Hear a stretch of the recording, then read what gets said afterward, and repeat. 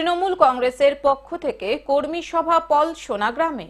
আগামী দিনে হতে চলেছে পঞ্চায়েত নির্বাচন, আর সেই নির্বাচনকে সামনে রেখে বৃহস্পতিবার পূর্ব বর্ধমান জেলার কাটোয়া 2 নম্বর ব্লকের পলসোনা অঞ্চল তৃণমূল কংগ্রেসের পক্ষ থেকে একটি কর্মী সভা অনুষ্ঠিত হলো পলসোনা গ্রামে।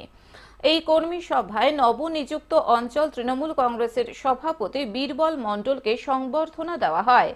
উপস্থিত ছিলেন কাটোয়া 2 নম্বর ব্লক তৃণমূল কংগ্রেসের সভাপতি পিন্টু মণ্ডল, পলসোনা গ্রাম পঞ্চায়েতের প্রধান সুপ্রিয়া ঘোষ, পলসোনা গ্রাম পঞ্চায়েতের উপপ্রধান সাগর সাহা সহ অন্যান্য নেতৃবৃন্দ। এই সভায় পলসোনা অঞ্চলের প্রায় 500 জন তৃণমূলের কর্মী হাজির হয়েছিলেন।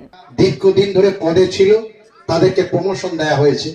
যেমন এখানে সাগরচন্দ্র সাহা মহাশয়, যিনি আমাদের পলসোনা অঞ্চলের সভাপতি ছিলেন, উনি ব্লকের নেতৃত্বে এসেছেন। দাদা, আপনি তো নতুন সংগঠনের দায়িত্ব পেলেন, সামনে পঞ্চায়েত ভোট, কর্মী সভাও করলেন, কি বলবেন? নতুন বলতে আমাদের মাননীয় বিধায়ক এবং পূর্ব বর্ধমান জেলার সভাপতি রবিদা আমাকে নতুন দায়িত্ব দিয়েছেন অঞ্চলের অঞ্চল সভাপতি হিসাবে।